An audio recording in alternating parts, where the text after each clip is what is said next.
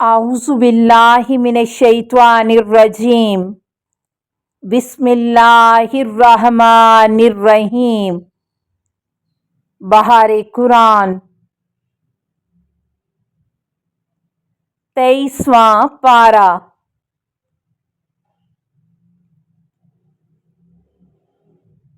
اس پارے میں موجود عناوین کا تعارف۔ اس پارے میں 4 حصے ہیں۔ نمبر 1 سورہ یاسین بقیہ حصہ، نمبر 2 سورہ صافات مکمل، نمبر 3 سورہ صاد مکمل، نمبر 4 سورہ زمر ابتدائی حصہ۔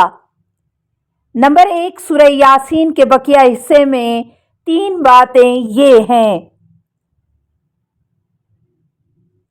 نمبر 1 حبیب نجار کا قصہ۔ ایک بستی والوں نے اپنے 3 انبیاء علیہ السلام کو جھٹلایا۔ ان کی قوم کا ایک شخص جس کا نام حبیب نجار تھا، اس نے انہیں سمجھانے کی کوشش کی تو انہوں نے اسے شہید کر دیا۔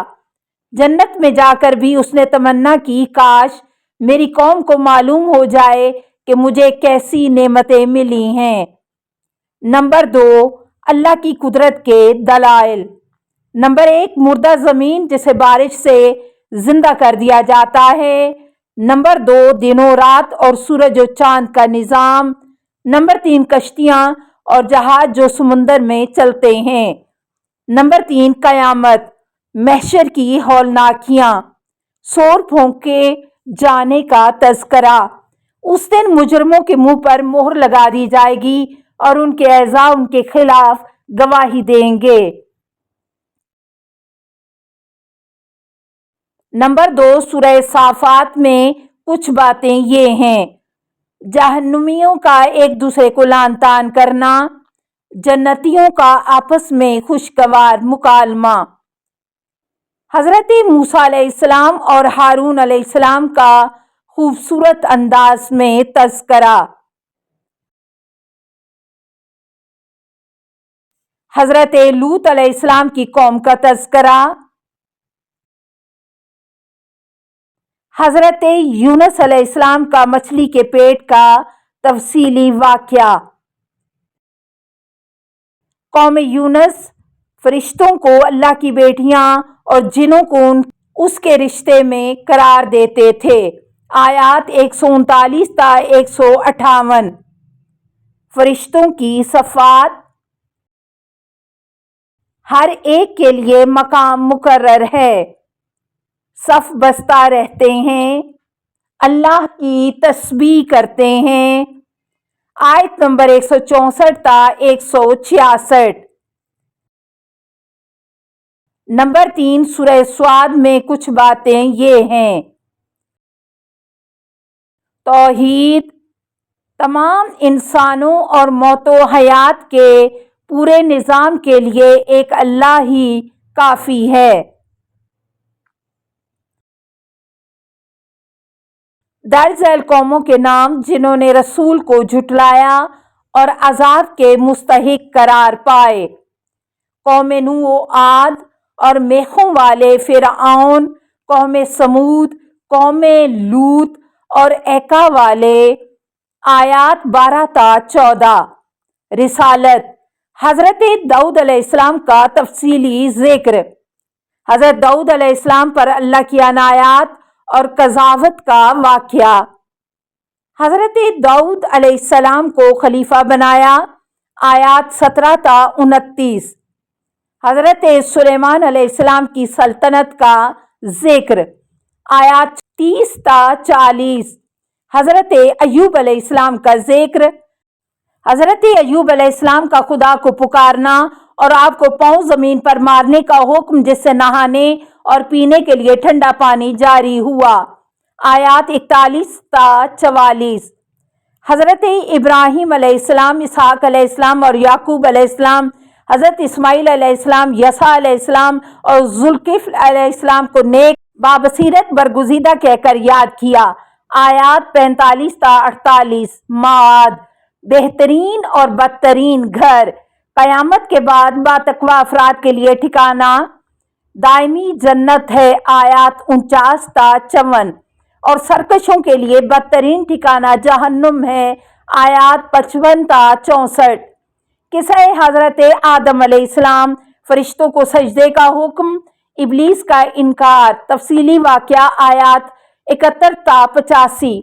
ابلیس اللہ کو خالق مانتا تھا اور قیامت کو بھی مانتا تھا، اور اس بات کا بھی اقرار کرتا تھا کہ وہ اللہ کے خالص بندوں کو نہیں بہکا سکتا، لیکن پھر بھی اللہ نے ابلیس کو متکبر، مردود اور ملعون کہا۔ اس نے اپنے معبود کے حکم کی نافرمانی کی، آیات 76 تا 85۔ نمبر 4، سورہ زمر کے ابتدائی حصے میں کچھ باتیں یہ ہیں: اخلاص اور توحید عبادی کا حکم،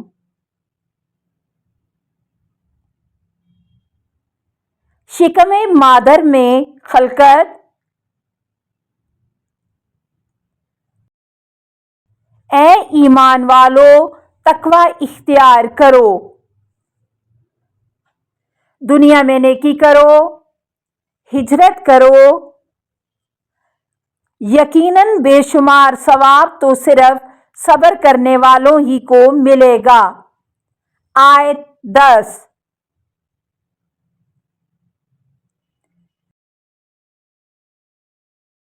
بدترین خسارہ اٹھانے والے قیامت کے دن وہ لوگ ہیں جو حقیقی معبود کی بندگی نہیں کرتے، آیت نمبر 15۔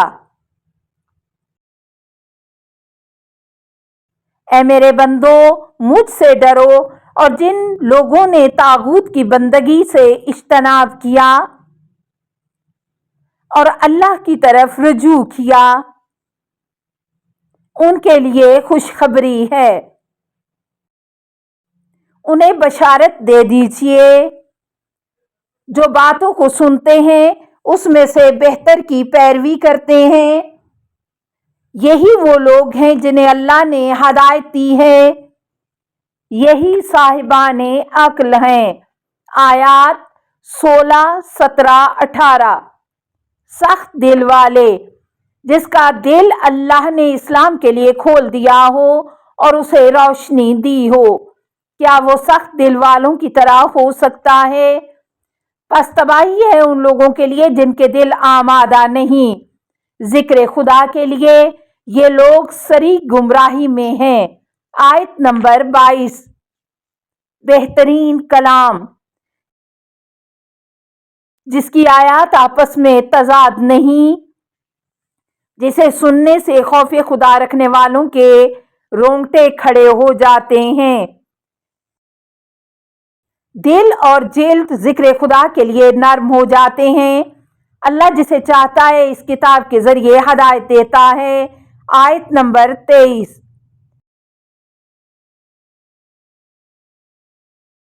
کئی خداؤں کی مثال، مشرکین کی مثال اس غلام کی سی ہے جس کے کئی آقا ہوں، اور مواحد کی مثال اس غلام کی سی ہے جس کا صرف ایک آقا ہو، کیا یہ دونوں برابر ہو سکتے ہیں؟ آیت نمبر 29۔